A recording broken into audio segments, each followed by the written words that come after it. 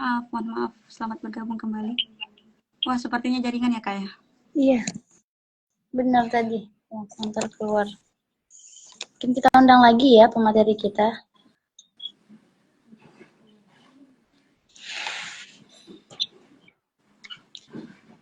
Selamat bergabung. Di mana posisinya kayak ini? Lagi di Tanjung Pinang, Kak. Oh iya. Mohon maaf, Kak Vivi. Tadi jaringannya. Ya. Semoga dimudahkan. Baik.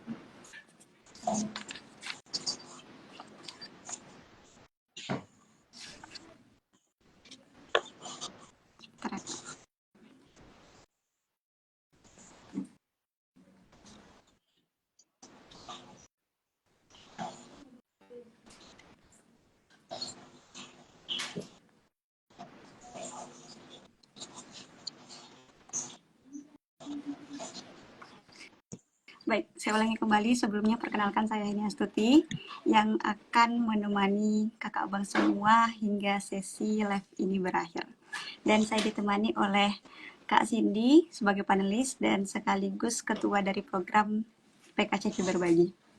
Senang sekali malam ini dipertemukan kembali bersama Kak Vivi setelah berapa tahun ya, Kak?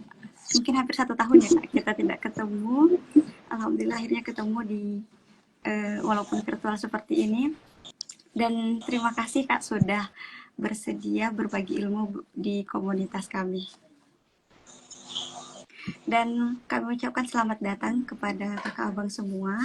Mungkin sebelum kita mulai jangan lupa untuk share video ini kepada teman-temannya, kepada keluarganya agar pembicaraan kita dapat mendapatkan manfaat pada sesi kita malam hari ini. Baik, menarik sekali nih Kak Cindy. Hari ini kita membahas tentang belajar menjadi perempuan berdaya. Ini merupakan hal yang menarik ya, terutama untuk kita ya Kak. Iya, lagi untuk perempuannya. Makanya sangat sekali untuk ikut kajian malam ini. Karena dari temanya tadi menarik. Apalagi pematerinya juga, Masya Allah ya, Kak Vivi. Baik, sebelumnya izinkan untuk memperkenalkan. Jadi, Kak Vivi ini bernama lengkap Lutfi Zain, atau saya menyapanya dengan Kak Vivi, atau Ustazah Vivi. Beliau lahir itu di Tanjung Inten. Itu Tanjung Inten, mohon maaf Kak, di mana ya? Sumatera ya? Di Lampung. Oh, di Lampung. Iya, Sumatera. Orang Sumatera Kak, masih sama sedaratan sebenarnya. Beliau lahir tanggal 15 Desember tahun 1999. Di atas saya sedikit ya Kak.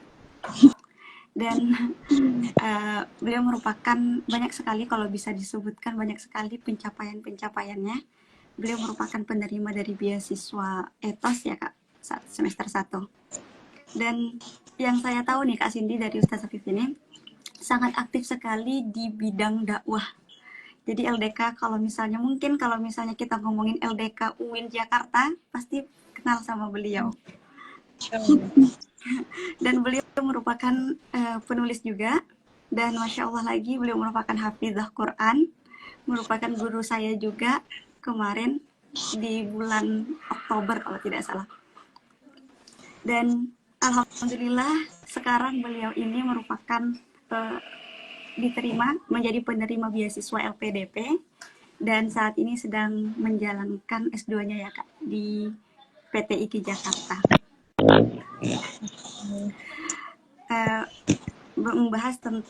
Hari ini kita membahas tema tentang belajar menjadi muslimah berdaya. Nah, malam ini kita akan belajar tentang Kak Vivi. Menurut Kak Vivi, bagaimana seorang perempuan itu bisa memberi dampak untuk masyarakat? Mungkin langsung saja ya Kak Cindy, kita dengarkan kepada Kak Vivi, dipersilahkan. Terima kasih Heni atas kesempatannya ya, dan juga komunitas yang sudah mengadakan agenda ini. Terima kasih. Semoga bisa mendapatkan keberkahan di sisi Allah dan juga bermanfaat ya untuk yang join khususnya dan umumnya untuk nanti yang melihat live IG ini. Ya, bismillahirrahmanirrahim. Assalamualaikum warahmatullahi wabarakatuh. Waalaikumsalam warahmatullahi wabarakatuh. Ya, alhamdulillahirabbil alamin wa bihi nasta'in wa ala umuri dunya waddin. Wassalatu wassalamu ala asrofil anbiya'i wal mursalin wa ala alihi wa sahbihi ajma'in, amma ba'd. Alhamdulillah, segala puji bagi Allah yang sudah banyak sekali memberi kita kesempatan baik ya, kesempatan baik, kenikmatan gitu, yang bahkan setiap harinya kita dapatkan dan nggak terhitung gitu ya. Dan akhirnya juga kita dipertemukan pada malam hari ini di live IG, yaitu membahas mengenai gimana sih ya belajar menjadi perempuan berdaya. Saya juga masih belajar ya di sini. Jadi dengan sharing seperti ini, salah satunya adalah sebagai penguatan baik dari saya pun juga nanti yang melihat live IG ini. Kemudian kedua kalinya, salam serta salam semoga selalu tercurahkan kepada Nabi Muhammad Shallallahu Alaihi Wasallam yang telah membawa Islam gitu ya di kehidupan kita sehingga kehidupan kita menjadi lebih bercahaya. Dan semoga kita bisa mendapatkan syafaatnya beliau nanti di yaumul qiyamah. Amin. Allahumma amin. Ya, ya sekali lagi terima kasih kepada Hemi dan juga komunitas yang sudah mengadakan agenda pada malam hari ini. Belajar menjadi perempuan kalau dari judulnya belajar menjadi perambil dari kata pertamanya gitu ya, bahwasanya belajar itu ya, bahkan di dalam hadis banyak disebutkan itu menuntut ilmu itu wajib. Kemudian juga belajar itu dari lahir sampai itu, jadi nggak ada kata berhenti dalam belajar. Nah, kemudian berkaitan dengan belajar berarti kita juga berkaitan dengan ilmu pengetahuan. Nah, ilmu pengetahuan ini sangat erat sekali gitu ya dalam kehidupan kita. Bagaimana ilmu pengetahuan menjadikan kita bisa berjalan di kehidupan, kemudian juga menghadapi segala rintangan yang ada di dalam kehidupan. Karena ilmu pengetahuan inilah yang menjadikan kita semakin tahu gitu ya pada apa-apa yang hal-hal yang belum kita ketahui, sehingga menjadikan kita menjadi manusia berwawasan. Kemudian juga dengan berpengetahuan kita akan belajar bagaimana menjalani kehidupan gitu. Kemudian untuk menjadi perempuan ya, karena temanya malam ini lebih ke perempuan, tapi secara umumnya kita berbicara mengenai manusia itu sendiri. Perempuan adalah satu spesies gitu ya, satu spesies dari dua spesies yang ada, yaitu laki-laki dan perempuan dari kehidupan manusia. Jadi kenapa perempuan ini perlu dibahas tersendiri, karena memang pada beberapa diskusi gitu ya, banyak menyatakan bahwasanya perempuan itu masih kurang gitu ya, masih kurang dalam hal pemberdayaannya. Maksudnya tugas-tugas perempuan itu apa aja sih? Mungkin nanti bisa kita bahas. Dan perempuan juga tidak lain banyak hal gitu ya, yang sama perannya dengan laki-laki. Nah, ini kita akan bahas lebih lanjut. Jadi kita kembali lagi ke belajar tadi ya. Jadi belajar itu ibarat kata menulis ya, menulis atau memahat gitu ya dalam kehidupan kita, yaitu ilmu-ilmu. Karena dengan ilmu mengangkat derajat orang yang mempelajarinya. Ya, ilmu itu penting sekali bagi orang karena dengan adanya ilmu maka derajatnya akan naik. Kenapa derajatnya akan naik? Karena dengan ilmu pula seseorang bisa menjalani kehidupan. Kemudian ilmu juga memudahkan orang untuk mengamalkan ya. Jadi dengan adanya ilmu maka ketika orang mau mengamalkan, oh tahu ilmunya gitu ya. Jadi ada wawasan terlebih dahulu yang bisa menguatkan pekerjaan-pekerjaan ataupun hal-hal yang ingin dilakukan oleh seseorang. Nah, kemudian ilmu juga ketika makin bertambah gitu ya, jika dibagikan ya, ibarat kata ketika kita misalnya sudah punya ilmu A seperti itu ya, kemudian kita ajarkan, maka ilmu itu sebenarnya sejatinya adalah bertambah. bertambah itu bisa jadi bertambah kuat atau bertambah luas karena kita berdiskusi, berbagi, kemudian kita mendapatkan insight baru. Dan kemudian juga ilmu akan abadi jika dituliskan, gitu ya. Ketika kita menulis ilmu yang kita dapatkan, maka itu akan abadi karena memang kapasitas daya ingat kita lumayan terbatas gitu ya. Maka supaya tidak lupa, salah satunya adalah menuliskannya, baik itu untuk dipublikasikan ataupun untuk pribadi.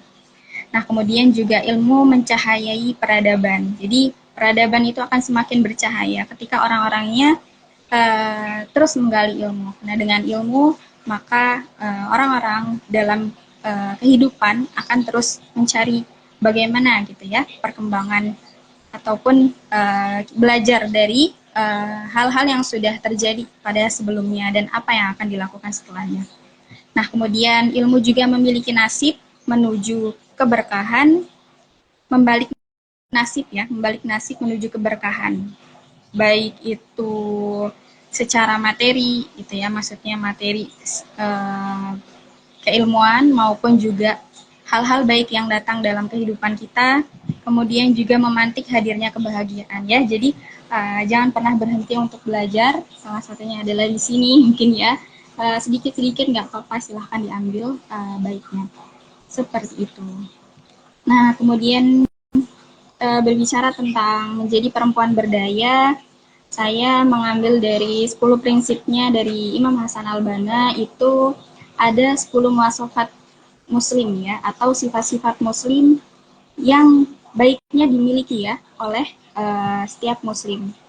Jadi yang pertama yaitu adalah salimul akidah. Nah, kan kita berbicara tentang muslimah ya. Berbicara tentang muslimah berarti kita berbicara tentang seorang muslim tapi perempuan gitu ya. Nah, di sini juga kita berbicara tentang keimanan.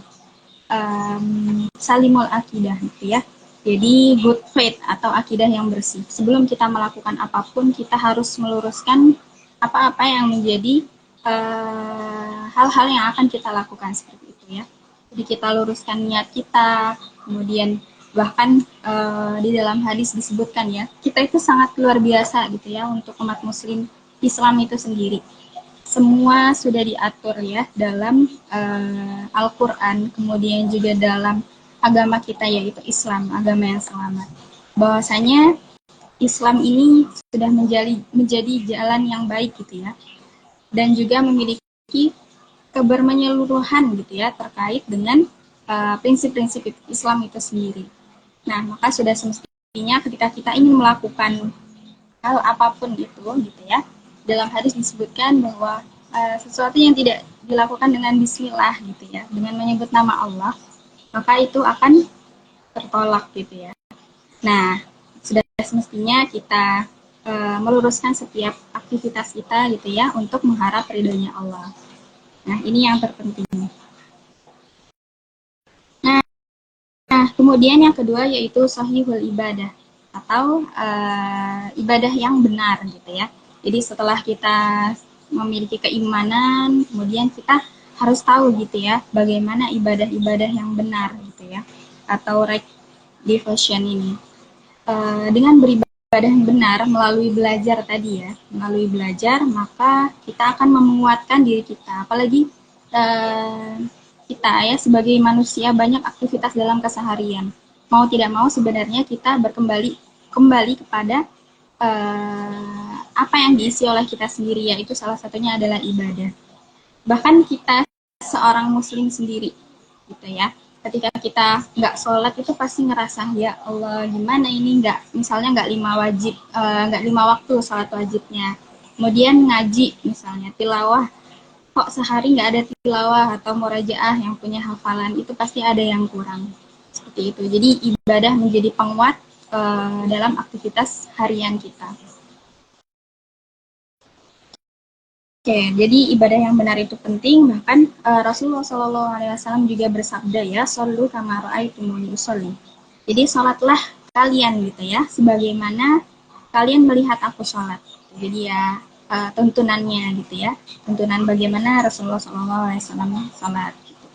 Oke, setelah sahihul ibadah, yang ketiga yaitu matinul khuluq atau akhlak yang kokoh, akhlak yang baik gitu ya. Jadi setelah kita nantinya sudah masuk Islam atau sudah berislam, kemudian menguatkan keimanan kita dengan beribadah gitu ya sebagai penguat harian kita. Kemudian juga kita perlu menguatkan akhlak pada diri kita sendiri, baik itu kepada manusia maupun juga kepada Allah Subhanahu wa taala. Karena ini merupakan akhlak ini menjadi salah satu hal yang paling utama gitu ya, kendaraan lah ya.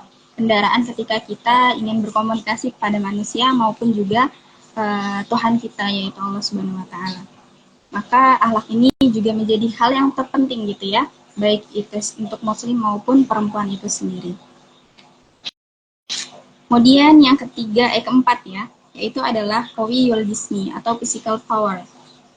Jadi kekuatan jasmani itu sangat penting ketika kita punya ibadah. Kalau misalnya kita nggak sehat gitu ya, maka hal ini akan menghambat gitu ya. Maka ketika memang sudah diberikan kesehatan, tugas kita adalah menjaganya dengan ya dari segi makanan maupun riyadhah itu juga perlu diperhatikan minimal seminggu sekali. Gitu. Jadi dengan maka kita akan mudah dalam melakukan kebaikan dan ibadah, amal baik dan lain sebagainya.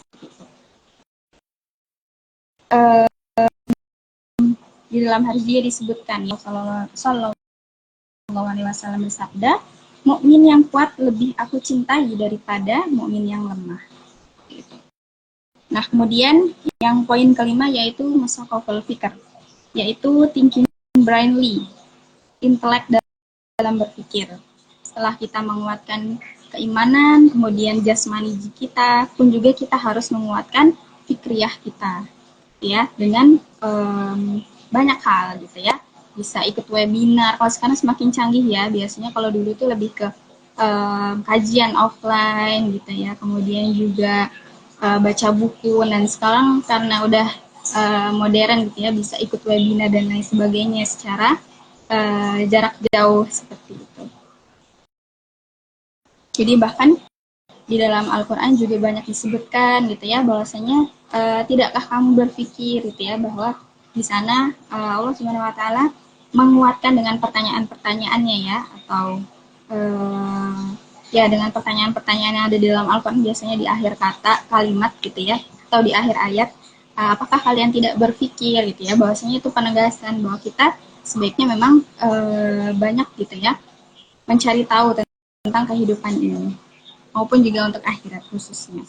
Nah, kemudian yang keenam yaitu ada mujahadatun li nafsihi, yaitu kontinens ya, yaitu berjuang melawan hawa nafsu. Nah, ini yang terpenting ya, salah satunya dari yang sebelum-sebelumnya tadi yaitu melawan hawa nafsu. Melawan hawa nafsu itu banyak ya, baik itu keinginan diri kita pun juga hal-hal yang sebenarnya tidak terlalu penting gitu ya, itu banyak lah ya, manajemen hati atau diri kita sendiri atau jiwa itu perlu dikelola dengan baik ya. Bahkan ada dalam hadisnya, tidak beragama seseorang dari kamu sehingga ia menjadikan hawa nafsunya mengikuti apa yang aku bawa atau ajaran Islam. Ini dari hadis riwayat Muslim. Jadi sebaiknya kita mengelola hawa nafsu kita gitu ya untuk hal-hal yang baik seperti itu. Meskipun memang pada dasarnya setiap manusia itu memang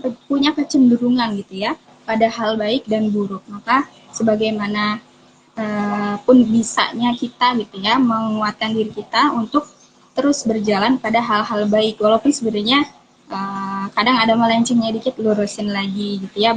Ya seperti pada halnya niat.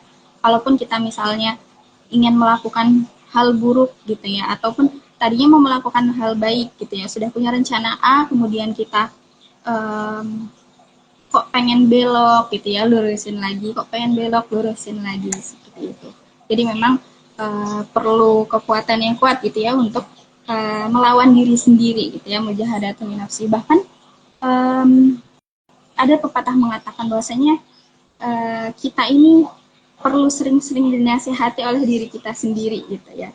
Jadi sebelum menasihati orang lain, alangkah baiknya kita juga menasihati diri kita sendiri gitu. Jadi nggak hanya menasihati orang lain gitu ya. Bahkan kalau misalnya kita mau menasihati orang lain pun juga sebenarnya kita sedang menasihati diri kita sendiri. Ya, seperti itu. Nah, kemudian poin yang ke-7 yaitu harisanal wakti. Nah, ini ya, ketika kita punya banyak agenda atau beberapa agenda gitu ya, kita harus menetapkan ya good time managementnya gitu ya. Jadi pandai menjaga waktu. Bahkan Allah Subhanahu wa taala juga berfirman dalam banyak ayat di Al-Qur'an gitu ya mengenai waktu seperti wal asr, kemudian juga wadduha, kemudian ada walail idza yaksha dan lain sebagainya. Al-lail ya, al-lail, kemudian asyam dan lain sebagainya. Banyak sekali bahasanya sebenarnya khawatih suar atau pembuka surat-surat ataupun nama surat yang berkaitan dengan waktu itu menjadi penegasan gitu ya dari Allah Subhanahu wa taala bahwa waktu itu penting banget ya, karena saking pentingnya emang waktu itu tidak bisa dikembalikan. Banyak para ulama yang bahkan Masya Allah ya sudah ulama tapi mereka pun masih menyesali, bahkan saya juga masih menyesali walaupun kayaknya kok udah melakukan banyak hal tapi sebenarnya kayaknya masih banyak hal-hal atau waktu-waktu yang terabaikan gitu ya, tidak dilakukan dengan bermanfaat, tersia-sia. Padahal sebenarnya bisa aja kita melakukan hal-hal baik di sana atau lebih bermanfaat seperti itu.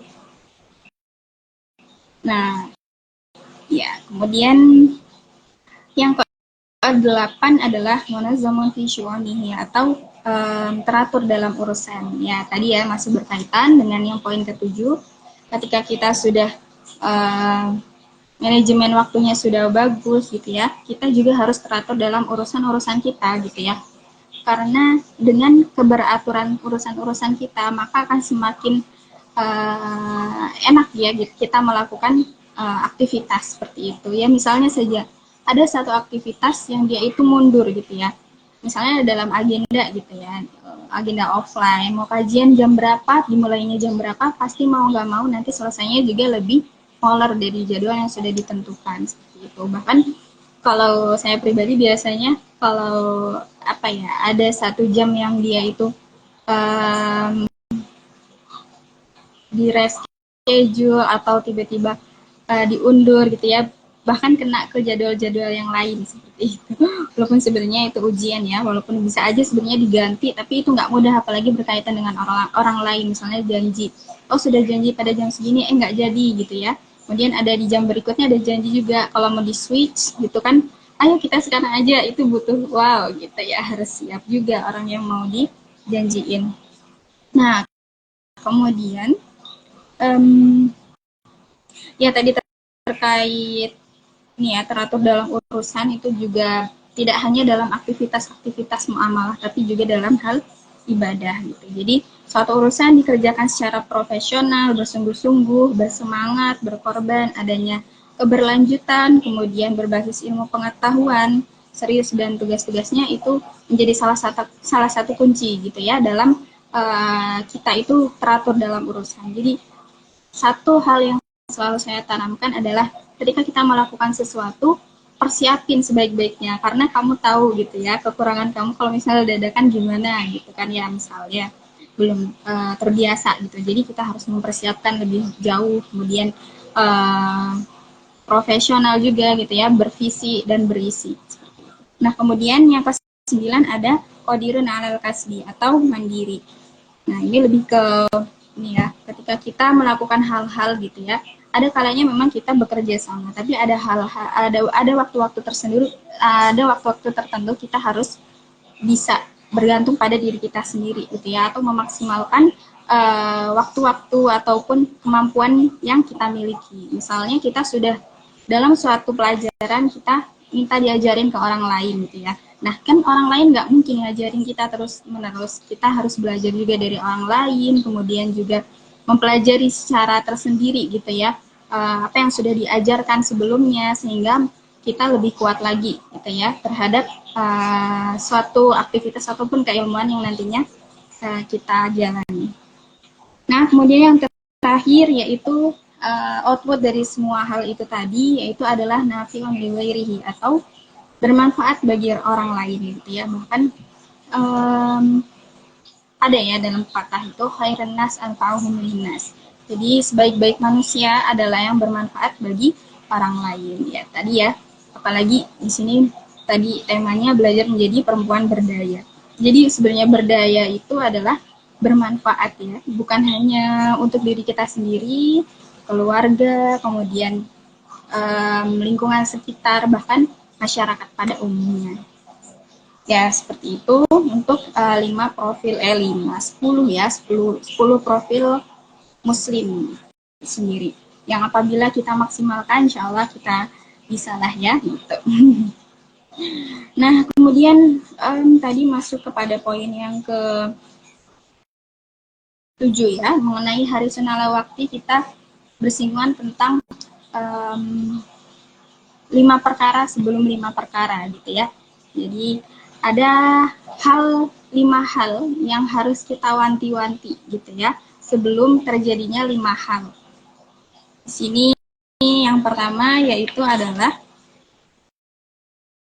masa muda sebelum masa tua. Ini yang menjadi salah satu terpenting ya bagi pemuda, khususnya apalagi di sini tadi pemuda kundur ya. Pemuda kundur khususnya pun juga pada yang nonton semuanya gitu ya, pada orang muslim maupun yang lainnya juga. Jadi masa muda sebelum masa tua, sudah semestinya kita dedikasi nih masa muda gitu ya. Masa muda itu masa-masa emas gitu ya untuk kita berkarya, kemudian juga berbagi, bermanfaat bagi orang lain. Itu adalah masa-masa muda, masa-masa yang masih kuat gitu ya dalam melakukan hal-hal baik, bahkan dalam hal-hal besar maupun kecil seperti itu. Karena memang tidak dipungkiri ketika tua itu masih terbatas lah ya, mungkin dalam hal-hal pekerjaan aja di Indonesia khususnya gitu ya, membatasi pada usia gitu. Nah, ini yang menjadi salah satu yang perlu diperhatikan, karena kesempatan yang ada harus kita maksimalkan. Masa muda, manfaatkanlah masa muda sebelum masa tua. Nah, kemudian sehat sebelum sakit. Nah, ini ya, biasanya terasa kalau udah sakit, walaupun kadang waktu sehat ya alhamdulillah dimaksimalin. Kadang kalau kena sakit jadi kayak ya Allah gitu ya, kayak besok mau mudahan gitu ya. Jadi kita maksimalkan masa-masa sehat kita untuk melakukan hal-hal baik. Kemudian juga masa kaya sebelum masa fakir gitu ya, atau masa duit, masih punya uang, maksimalin buat kemudian juga sedekah, kemudian membuat proyek-proyekan gitu ya. Jadi tidak hanya dihambur-hamburkan saja atau berfoya-foya, tapi juga bermanfaat bagi orang lain gitu ya. Nah, kemudian juga selanjutnya itu ada masa luang sebelum sibuk. Nah, ini masih berkaitan tentang ketepatan waktu tadi ya, atau waktu. Jadi, luang ini sangat amat diperhatikan karena ketika sempit kita gitu ya kan banyak hal.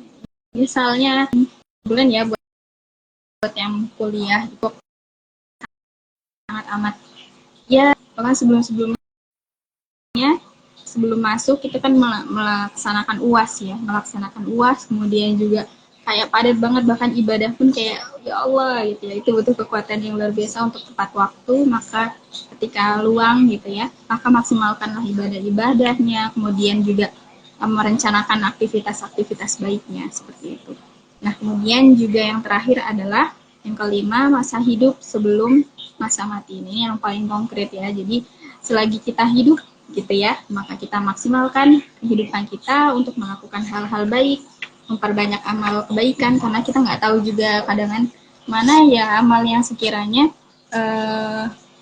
diterima oleh Allah gitu, yang kadang kayaknya melenceng nih pas di jalan gitu ya, mana nih amal yang sekiranya buat Allah ridha, meskipun kita bismillah gitu ya, selalu berusaha untuk senantiasa meniatkan melakukan apapun itu untuk Allah Subhanahu wa taala. Jadi tidak hanya ibadah tapi amal kebaikan-kebaikan gitu ya, aktivitas kebaikan ketika kita niatkan untuk ibadah, maka nih dia akan bernilai ibadah insyaallah. Ya, seperti itu. Kemudian selanjutnya ya, setelah kita masuk kepada 10 poin tadi mengenai sifat-sifat muslim yang sebenarnya harus kita pegang, kemudian juga mewanti-wanti 5 perkara sebelum 5 perkara. Maka kita selanjutnya bahas gitu ya mengenai menjadi muslimah prestatif gitu ya, karena berdaya itu masih berkaitan tentang prestatif. Jadi dalam mengaruhi kehidupan itu banyak sekali ombak gitu ya yang mungkin menghadapi kehidupan kita, bahkan badai gitu ya. Tapi itulah seni kehidupan ya, pasti merasakan ya, misalnya yang baru lulus kuliah, bahkan lulus SMA aja kemarin ya sempat kayak aduh gimana ini ya, kita mau kerja atau mau kuliah atau mau gimana gitu ya. Kemudian juga yang lulus kuliah mau gimana lagi gitu ya. Itu akan terus ada, itu namanya seni kehidupan, ya udah jalanin aja. Terus aja kembangin layarnya gitu ya, kembangin layar dan nikmati perjalanannya kita sampai tujuan. Jadi sebenarnya kehidupan ini kita hanya persinggahan aja ya di terminal. Kita bawa bekal aja sebanyak-banyaknya, bekerja dengan sungguh-sungguh dan berdoa juga dengan sungguh-sungguh. Jadi insya Allah kalau yang saya yakini itu ketika kita berdoa gitu ya, insya Allah itu pasti dikabul. Tapi dalam 3 hal. Yang pertama yaitu pasti langsung dikabulkan, yang kedua ditunda, entah itu kapan, dan yang terakhir digantikan dengan yang lebih baik. Jadi semua doa-doa kita, apalagi sungguh-sungguh, masa sih Allah ketika hambanya bersungguh-sungguh nggak ditanggepin, pasti Allah. Bahkan di dalam Quran juga Allah sudah menjanjikan ya, wa idza sa'alaka ibadi anni fa inni qarib ujibu da'watad da'i idza da'an falyastajibu li wal yu'minu bi la'allahum yarsyudun. Jadi ketika kita meminta pada Allah gitu ya, bertanya pada Allah gitu ya, maka sesungguhnya aku dekat gitu. Ketika kamu meminta maka akan aku kabulkan, itu sudah ada dalam janjinya Allah. Nah kemudian menjadi muslimah prestatif gitu ya, yang pertama adalah keberanian untuk mencoba hal-hal yang hebat dan baru gitu ya.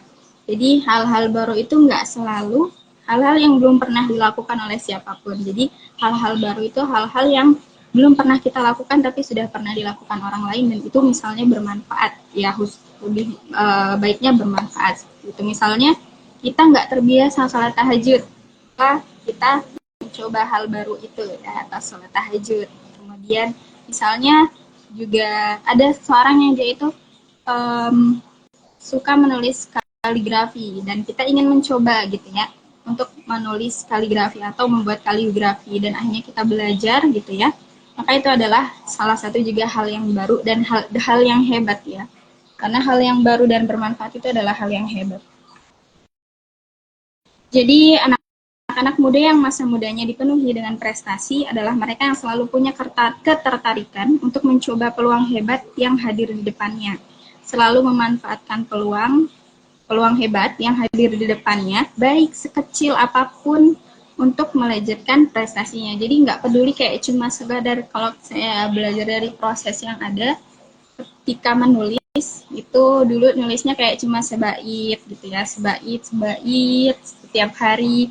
Kemudian juga ternyata dari hal-hal itu gitu ya, kemudian kita berproses bisa menulis puisi, kemudian cerpen, kemudian buku dan seterusnya gitu ya, hingga saat ini.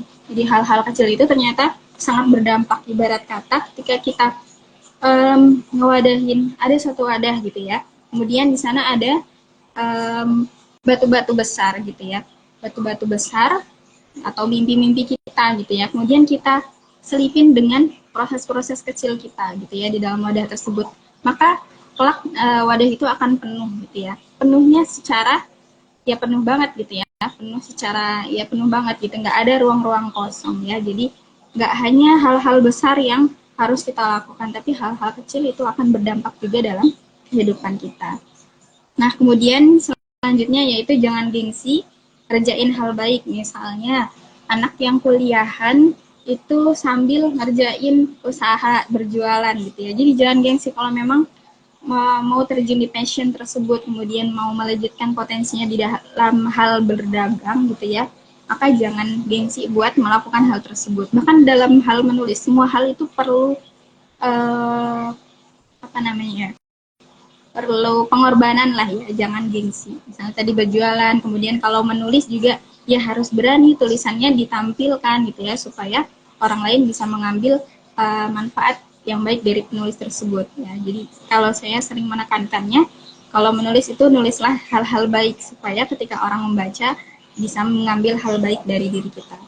Nah, kemudian selanjutnya yaitu targetkan mimpi yang besar gitu ya. Jadi nggak hanya hal-hal kecil yang kita lakukan, kita juga perlu menargetkan mimpi yang besar karena Allah atau Tuhan kita itu adalah maha besar gitu ya. Jadi nggak mungkin gitu ya, sesuatu hal besar itu pasti bisa aja gitu ya Allah kabulkan, tinggal nanti bagaimana takdir memutuskan seperti itu. Jadi bermimpi itu gratis ya, kalau misalnya kayak saya mendapatkan motivasi dulu ketika SD, jadi kita itu mimpi itu gratis, jadi minta aja sebanyak-banyaknya, kalau mau usaha ya silahkan, itu akan memperkuat pembuktian kita ke Allah.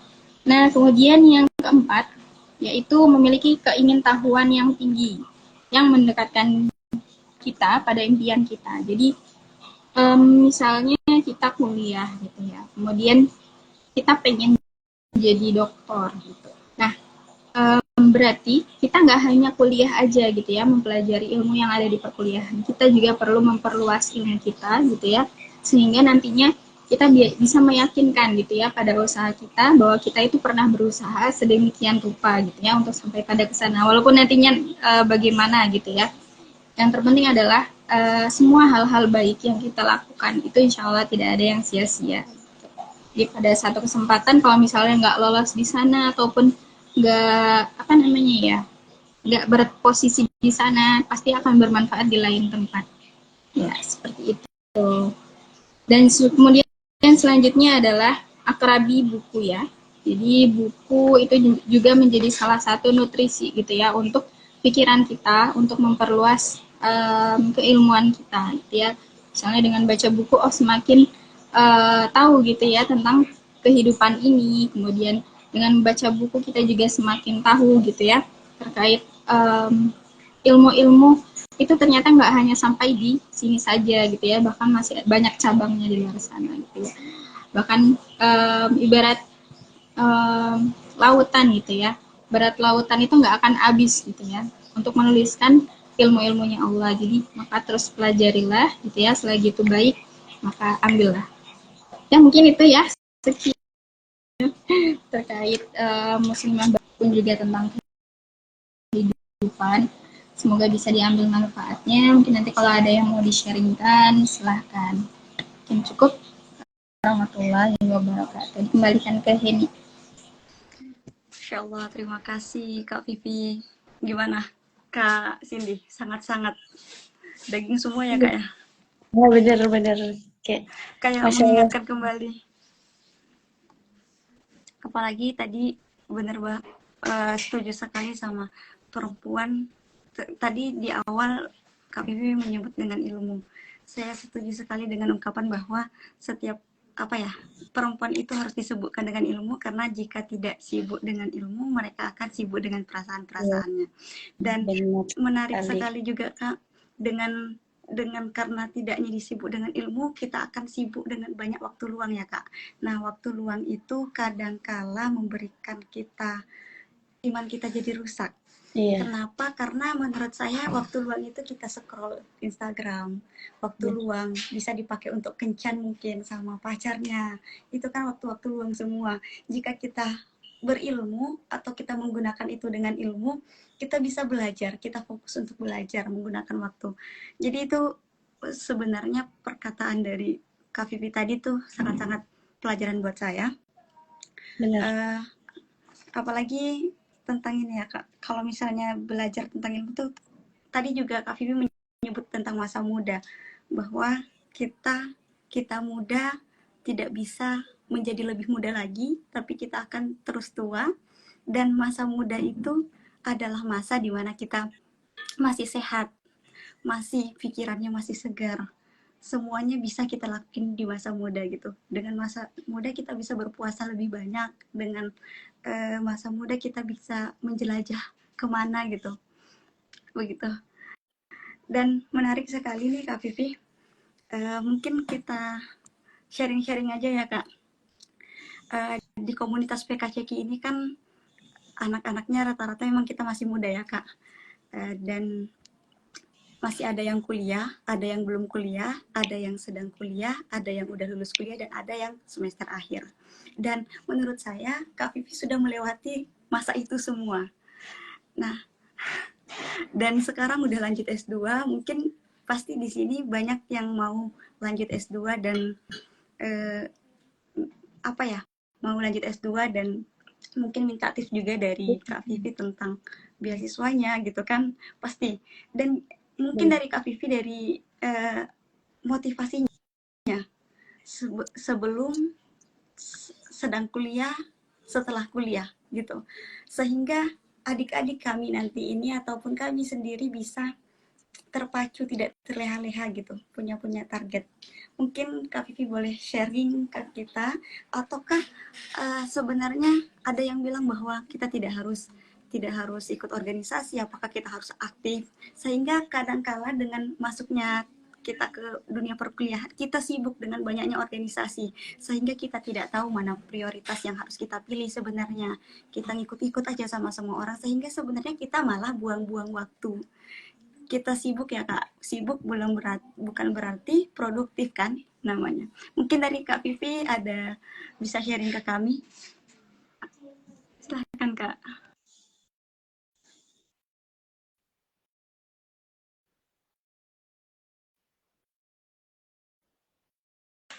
Maaf Kak, tidak terdengar Tes, ya. udah masuk. Motivasi ya, motivasi lanjut. Hmm, ya terkait motivasi lanjut sebenarnya ini sih ya lebih kepada kalau saya masuk ke tipe yang belajar ketika belajar itu kok ngerasa semakin bodoh seperti itu. Jadi maka saya ingin lanjut lagi gitu ya. Walaupun sebenarnya sempat gap year ya 2 tahun dan harapan untuk lanjut itu sempat kayak maju mundur gitu. Tapi akhirnya um, setelah berusaha ya alhamdulillah Allah izinkan lanjut seperti itu. Dan sebenarnya belajar itu kapanpun dan dimanapun gitu ya. Jadi setelah um, S1 gitu ya, bahkan ketika SMA mau lanjut gitu ya, kayak 50-50 gitu ya, mungkin dari orang tua, keluarga, dan lain sebagainya gitu ya, maka motivasi lanjut itu sempat agak diturunkan gitu ya untuk di sekolah formal. Jadi lebih ke ya udah sebenarnya tuh belajar itu dimanapun, kapanpun, dengan siapapun gitu. Jadi kita bisa memaksimalkan hal-hal baik tersebut ya, atau belajar dimanapun, kapanpun, dan dengan siapapun tersebut gitu. Jadi bahkan kalau dari SMA ke kuliah S1 itu alhamdulillah sebenarnya lanjutnya langsung gitu ya dari SMA ke kuliah S1. Kemudian nah dari S1 ke S2 kemarin sempat gap year 2 tahun gitu ya. Di 2 tahun tersebut gitu ya, saya mencoba untuk meyakinkan ke Allah gitu ya, salah satunya untuk tetap belajar gitu ya, mengikuti kajian-kajian gitu ya. Karena memang basicnya yang diambil agama, maka saya ingin memperdalamnya di sana seperti itu ya. Jadi sebenarnya datang kajian itu nggak hanya dapat ilmu tapi ketenangan hati juga gitu ya. Jadi masya Allah tabarakallah. Jadi luar biasanya keilmuan, ilmu itu seperti itu. Ilmu itu menambah keberkahan tadi ya, sakinah, bahkan kebahagiaan atau ketenangan di hati kita. Jadi nggak hanya dapat ilmu kemudian pinter gitu, nggak hanya itu, tapi juga ketenangan di hati kita. Jadi apalagi, nah yang paling bagus itu adalah ketika kita belajar ilmu, kemudian ilmu itu semakin mendekatkan kita kepada Allah Subhanahu Wa Taala. Jadi emang saya dalam kehidupan selalu meluruskan gitu ya, apapun yang saya lakukan itu mengharap ridhonya Allah gitu ya, meskipun itu ikut kajian dan lain sebagainya, walaupun kadangnya kayak di tengah perjalanan tuh kayak pengen udahan, kayak pasrah, apa Allah nggak dengerin doa gitu ya seperti kayak gitu. Tapi di sisi lain juga meluruskannya, jadi luar biasanya Islam itu tadi ya. Jadi sebenarnya kalau Allah nggak ngasih ini tuh sebenarnya untuk kebaikan kita juga gitu ya, ada hal-hal yang mengatakan seperti itu. Jadi um, kalau mau lanjut silahkan gitu ya, berjuang gitu ya, yakinin ke Allahnya. Dan sempat pesimis ya kalau mau S2 kemarin, salah satunya itu nilai TOEFL. TOEFL itu kemarin kalau untuk yang jurusan yang saya ambil itu 400, sebenarnya itu nggak terlalu tinggi, tapi buat saya yang udah lama nggak belajar bahasa Inggris itu lumayan gitu ya. Bahkan sebelumnya nilai di kampus itu 300 sekian gitu, dan akhirnya untuk ngeyakinin ke Allah selama 2 tahun itu saya ikut um, kursus online sih, berbayar tapi terjangkau, dan itu waktunya sebenarnya hampir tiap hari gitu. Cuma saya menyesuaikan juga karena kemarin sempat di rumah Quran, jadi menyesuaikan, sering nggak ikutnya sebenarnya, tapi tetap berusaha untuk ikut, kemudian memperdalam bahasa Inggrisnya, kemudian ikut di aplikasi juga gitu ya, belajar di Duolingo lah ya, sebut aja, sana gratis juga, dan akhirnya saya ikut. Jadi lebih ke meyakinin ke Allah aja gitu. Walaupun memang motivasi lanjut itu kayak sekadar pengen lanjut aja gitu ya, karena keilmuan yang mungkin pengen dia perdalam lagi dari keilmuan yang sebelumnya seperti itu. Nah, kemudian sempat kepikiran juga kalau misalnya nggak lanjut sekarang nggak apa-apa, yang penting tetap meyakinin Allahnya dengan apa ya. Saya suka nulis gitu ya, baik itu perencanaan. Jadi pernah ada mentor saya mengatakan bahwasanya perempuan ya khususnya itu coba kalian selalu pegang buku gitu ya. Bukan untuk menulis ide judul, nulis nanti apa, tapi sekadar menulis apa yang kalian rasakan atau apa yang kalian rencanakan gitu ya. Karena perempuan itu tadi benar ya, ketika dia tidak disibukkan dalam hal-hal baik gitu ya, maka dia kadang kan suka kebawa perasaan, aduh gimana ini ya, apa mau nikah aja besok ya. Seperti itu. Jadi kalau bisa direncanakan hal-hal baik. Sebenarnya PR-nya baik kita itu banyak banget gitu ya. Bahkan lisan buku yang sebenarnya harus kita selesaikan di kehidupan ini apa aja gitu ya. Yang penting misalnya Atomic Habits dan lain sebagainya gitu. Pun juga hafalan Quran, misalnya murojaah, PR-nya banyak banget sebenarnya. Tapi kadang kan emang setan itu emang banyak gitu ya. Jadi emang kita harus bisa manajemen waktu kita sendiri. Jadi motivasi untuk lanjut itu sebenarnya lebih ke pengen mengintegrasikan aja ya gitu ya, keilmuan gitu ya, tahu lagi gitu secara umum. Saya sempat ikut juga pokoknya sin gitu ya, terkait matan-matan gitu, sempat ikut juga online. Tetap isi aja lah ya hal-hal baik, penantian apapun itu ya, misal mau lanjut S2, mau nikah dan lain sebagainya, tetap isi baik gitu ya. Jadi insya Allah belajar atau hal-hal baik itu nanti juga kemudian hari, walaupun kayaknya sekarang gitu. Nah, kemudian terkait organisasi bisa dibilang organisatoris di kampus gitu. Nah, tapi memang struggle-nya itu di awal ya. Tadi benar. Jadi hal-hal baik itu banyak banget gitu ya. Jadi bisa dibilang kita bisa melakukan kok semua hal baik gitu ya. Silahkan melakukan semua hal baik, tapi kita yang paling tahu diri kita sendiri gitu ya. Mau fokus di mana, kemudian mau ngembangin diri fokusnya di mana, misalnya pengen public speaking, pengen pinter nulis, pengen apa semuanya gitu ya, tapi kayaknya kita nggak bisa semua itu. Jadi kita harus, kamu mau megang yang mana dulu nih sampai kepegang benar-benar. Makanya saya lebih fokus ke menulis seperti itu, walaupun sebenarnya masih belajar dikit-dikit juga terkait public speaking, kemudian juga ekonomi apa gitu kan ya, terkait entrepreneur dan lain sebagainya. Tapi saya punya satu pegangan skill yang mau saya kembangkan misalnya. Kemudian juga terkait organisasi. Nah, kita juga yang paling tahu diri kita mau fokus di mana, kemudian nanti ketika sudah masuk di sana, maka maksimalkan diri kita gitu ya. Karena ketika kita maksimal atau profesional tadi, maka insya Allah orang-orang juga semakin kenal ke kita gitu ya, di organisasi, silaturahim juga semakin kuat seperti itu.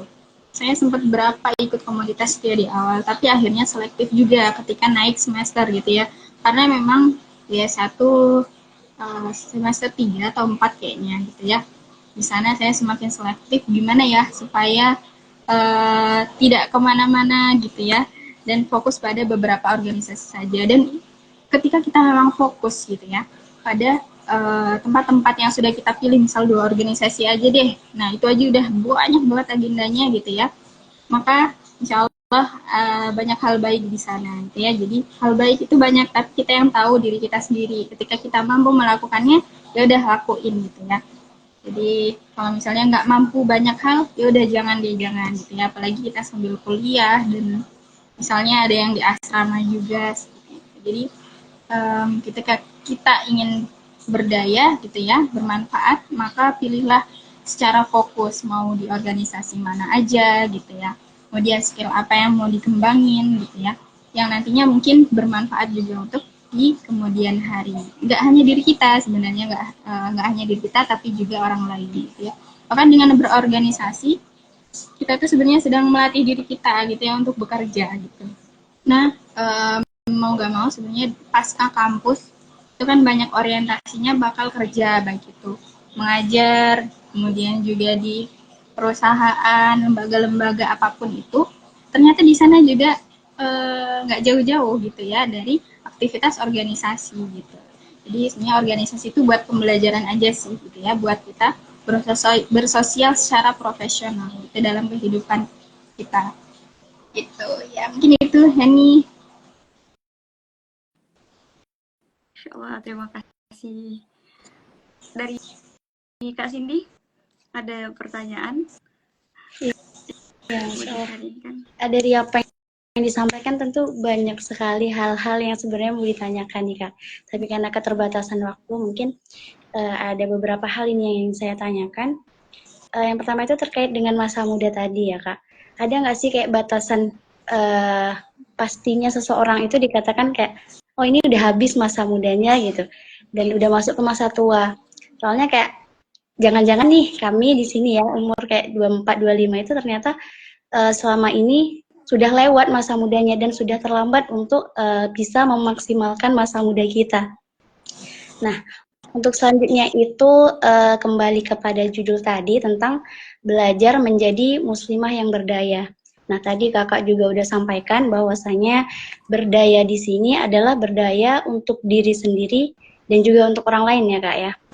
Nah, pada kenyataannya di sini saya tuh banyak menemukan beberapa orang yang mereka merasa ketika mereka mendahulukan orang lain, maka mereka mengorbankan dirinya gitu. Kayak lebih kurang kalimatnya, biarlah saya yang tersakiti, yang penting mereka bahagia gitu Kak, lebih kurang.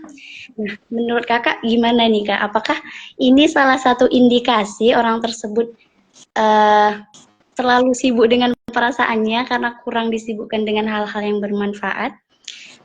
Atau sebenarnya ada tips bagaimana cara menyeimbangkan supaya kita itu benar-benar bisa maksimal berdaya untuk diri kita sendiri dan juga untuk orang lain juga. Terima kasih Kak, itu mungkin pertanyaan dari saya. Insya Allah terkait ini ya, batasan usia muda. Sebenarnya terkait masa muda itu nggak ada sih ya secara tertulisnya gitu ya. Tapi nanti akan dirasakan mungkin di masa kehidupannya. Bahkan setiap orang pun berbeda-beda ya. Misalnya seseorang gitu ya, satu orang dia di usia sekian sudah sakit gitu ya, misalnya di usia berapa ya, 35 sudah sakit, kemudian tidak bisa melakukan hal apapun, berarti dia sudah terbatas gitu ya untuk melakukan hal-hal yang mungkin sifatnya aktif banget gitu ya, yang biasanya dilakukan oleh anak-anak muda atau masa muda itu tadi. Gitu. Nah kemudian juga ada yang dia di usia misalnya bahkan jiwanya berarti yang muda seperti itu. Jadi dikembalikan kepada ini ya, kondisi dari fisik khususnya. Kemudian kalau jiwa insya Allah sebenarnya bisa kalau mau dimudain terus gitu ya sampai usia kapanpun, tapi fisik memang tidak bisa membohongi seperti itu. Jadi mari kita jaga terus ya, PR juga sih buat saya gitu ya, buat jaga kesehatan gitu ya, walaupun misalnya olahraga seenggaknya minimal seminggu sekali gitu ya, buat jaga kesehatan apapun itu ya, baik itu jantung dan lain sebagainya gitu. Nah, kemudian tadi pertanyaan kedua mengenai batasan ini ya, berdaya itu nggak hanya diri kita tapi juga orang lain gitu ya. Um, ini konteksnya mungkin bisa dikembalikan ke masing-masing permasalahan gitu ya. Kalau misalnya memang itu konteksnya orang tua, pasti mau nggak mau kita mendahulukan orang tua kita gitu ya. Misalnya apa ya? Hmm, um, tapi kalau dalam hal bermanfaat gitu ya, untuk lingkungan sekitar ataupun apapun gitu ya, maka yang paling utama diperhatikan itu adalah diri kita sendiri karena terhadap diri kita sendiri pun kita tidak boleh zalim gitu ya. Misalnya tadi karena banyak ikut aktif organisasi gitu ya sampai diporsir dan akhirnya sakit, itu juga kan berarti kita zalim sama diri kita sendiri gitu ya. Bahkan misalnya sakitnya parah gitu ya, kita zalim sama diri kita sendiri. Maka sudah semestinya kita bisa membagi waktu dengan baik ya, seperti tadi ya, teratur dalam urusan seperti itu. Jadi kita harus pandai-pandai membagi waktu kita gitu ya dengan diri kita ya. Diri kita itu berarti dengan Allah gitu ya. Hamblum minallahnya juga harus diperkuat. Diri kita itu perlu dijaga, nggak hanya fisik pun juga dengan ibadah ataupun nutrisi rohani kita gitu. Kemudian untuk orang lain itu juga penting gitu ya. Bahkan misalnya dalam hal sedekah, di dalam Al-Quran saya lupa ya ayat dan suratnya, bahwa sedekah yang paling utama itu adalah sedekah kepada keluarga kita gitu ya, orang tua kita, saudara kita, itu yang paling utama. Misalnya di keluarga kita lebih membutuhkan daripada misalnya 10 rumah ke depan. Juga ada yang sakit parah sama. Maka yang diutamakan adalah keluarga kita terlebih dahulu. Gitu. Jadi yang terpenting adalah berarti ini kembali lagi kepada prioritasnya, prioritas dalam kebermanfaatan tadi, mulai dari diri kita gitu ya, kemudian keluarga kita dan juga masyarakat sekitar. Jadi bagaimana kita pandai-pandai dalam memanajemen diri kita. Bahkan ada dalam hal psikologi juga dibahas bahwasanya sebelum kita berbagi gitu ya kepada orang lain atau bisa banyak berbagi kepada orang lain, kita harus selesai dengan diri kita sendiri gitu ya. Bahkan dalam Islam pun juga diajarkan gitu ya.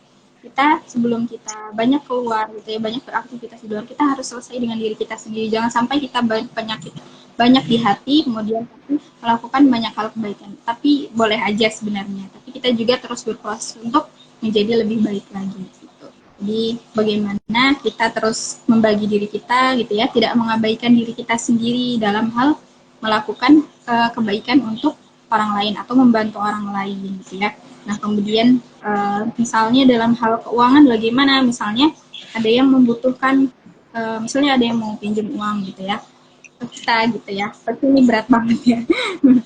Nah tapi dikembalikan kalau kita mampu gitu ya, kalau kita mampu ya bantu nggak apa-apa. Tapi kalau misalnya ternyata kita sendiri kekurangan, itu lebih baik yang diutamakan adalah diri kita dan keluarga kita terlebih dahulu, daripada nanti malah kita dan keluarga kita menyusahkan juga orang lain gitu.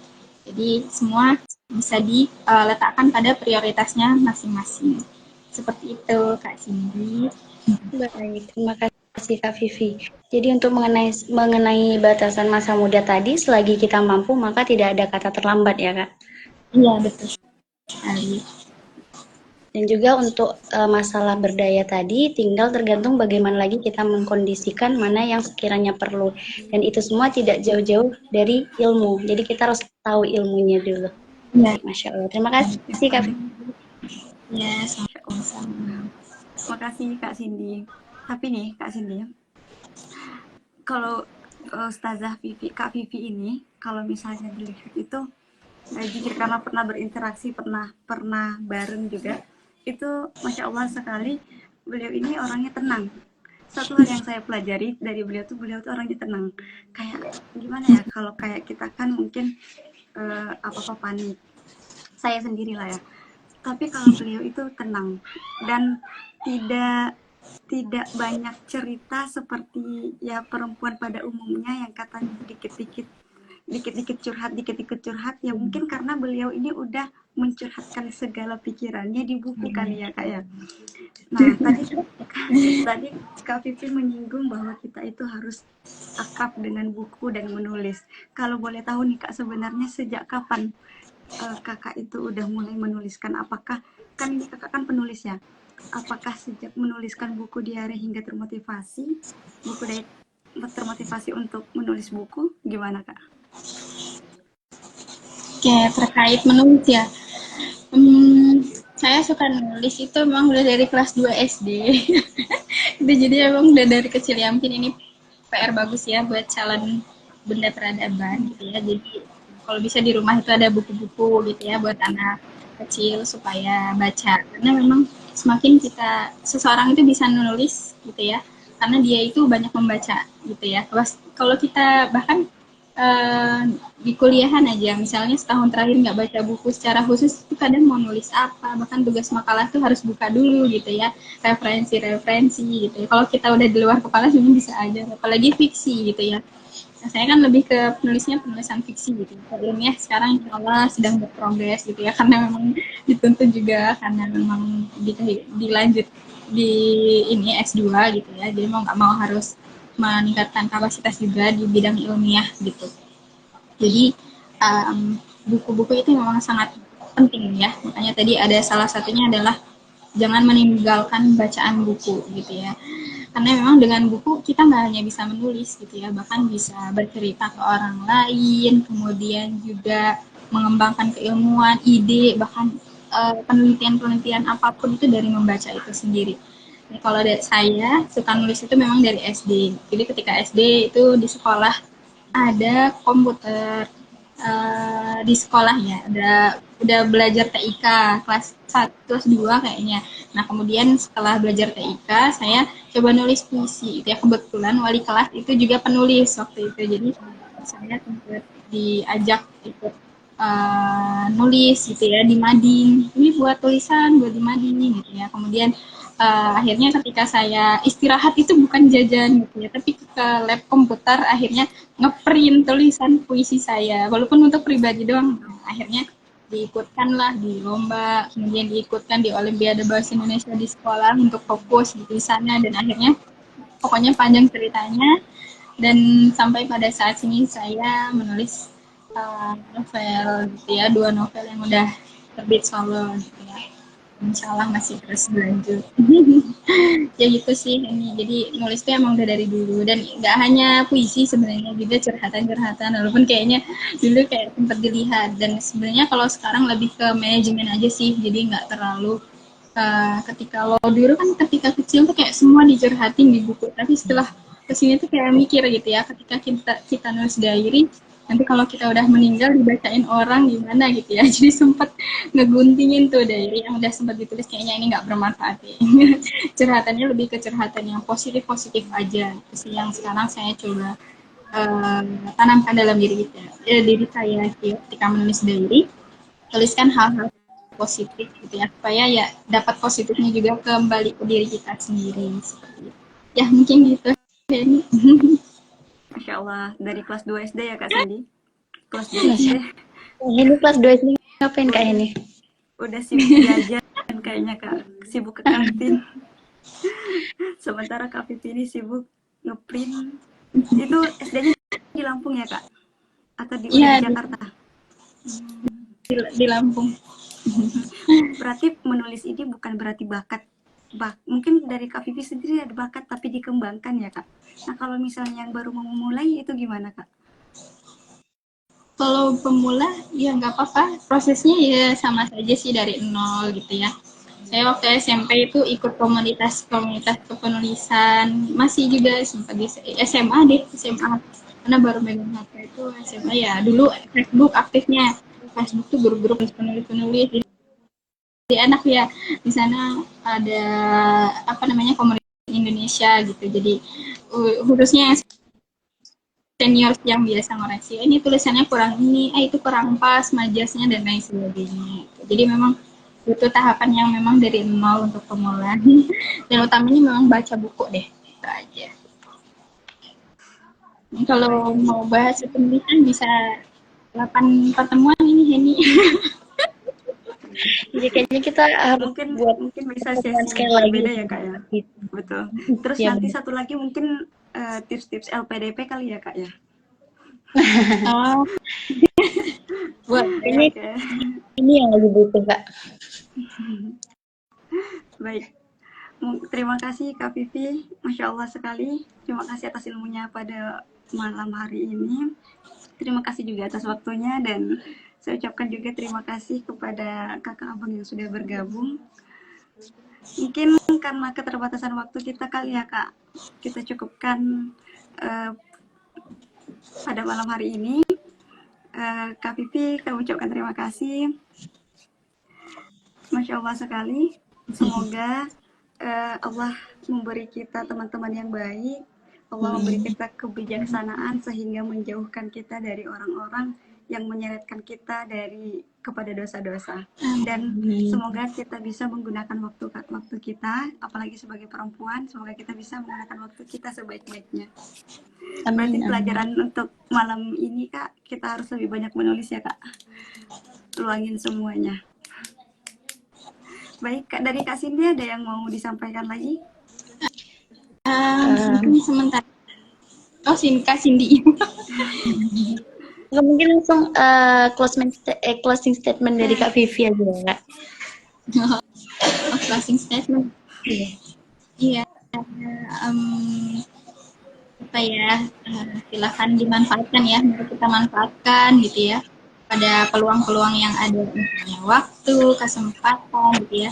Jadi kalau ada kesempatan untuk belajar maka ambil aja gitu ya, walaupun selagi masih luang gitu ya, selagi masih luang maka ambil aja gitu ya.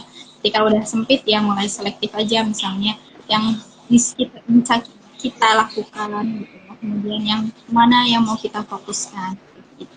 Nah, kemudian untuk tips LPDP tadi ya. Sebenarnya kalau LPDP itu saya kemarin berkendalanya di TOEFL sih, paling berkendalanya di TOEFL. Jadi bisa dicari tahu gitu ya. Memang otomatis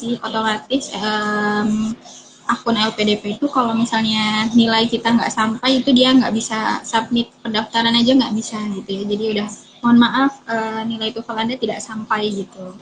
Nah, kemudian selain TOEFL nggak ada sih. Itu sih yang paling krusial bagi saya. Dan mungkin persiapan di tes kampusnya masing-masing gitu ya. Kalau saya kemarin, kalau di LPDP itu kan ada 3 tahap ya. Yang pertama ada administrasi, tes tulis lah ya, atau tes masuk kampusnya gitu ya. Ada tes wawancara, terakhir itu wawancara. Nah, yang paling, kalau di administrasi yang susah kalau saya di ini sih, TOEFL-nya, nilai TOEFL harus mencapai target dari LPDP itu sendiri. Nah, kemudian kalau IPK alhamdulillah aman, selebihnya juga sudah aman, berkas-berkas sudah aman gitu ya. Nah, kalau di tes yang kedua itu tes kita keterima di kampusnya, atau tes dari LPDP. Kalau kita belum punya surat keterima kampus, kita harus dites sama LPDP. Nah, ini juga katanya susah. Nah, karena saya udah tes di kampusnya, alhamdulillah lolos. Walaupun sebenarnya deg-degan juga karena di sana ada tes baca kitab, hafalan, dan juga apa ya, satu lagi itu wawasan kebangsaan kayak gitu. Tapi kalau di skolastik yang dari LPDP, karena dia belum punya surat kelolosan, dia bakal dites sama LPDP, itu kayak tes CPNS gitu ya. Mungkin kayak silogisme, kemudian juga hitung-hitungan, kemudian tes potensi diri dan lain sebagainya. Itu sih. Jadi kalau di wawancara mungkin lebih ke latihan aja gitu ya, gimana cara wawancara. Bisa diikutin sih di berbagai lembaga biasanya ngadain gitu ya, mock up namanya, latihan wawancara. Ya gitu ya, mungkin dari saya. Selamat melanjutkan aktivitas semuanya. Terima kasih sudah diberi kesempatan di sini. Semoga bermanfaat apa yang disampaikan. Baik, terima kasih juga kepada Kak Vivi atas waktunya. Semoga bertemu kembali dalam offline ya Kak ya. Amin. Ditunggu di Tanjung Batu Kak. Ya, ditunggu di Tanjung Batu. Atau kita yang ke Lampung ya Kak? Iya boleh. Boleh. Oke, mungkin sekian ya Kak yang bisa saya sampaikan. Mohon maaf apabila terdapat kesalahan. Kita akhiri dengan doa kafaratul majlis. Subhanakallahumma wa bihamdika asyhadu an la ilaha illa anta astaghfiruka wa atubu ilaik. Alhamdulillah. Terima kasih Kak Vivi, terima kasih Kak Cindy. Selamat malam, selamat beraktivitas. Terima kasih Kak Vivi, jangan kapok main ke bersama PKC. Ya, insya Allah. Sama istirahat.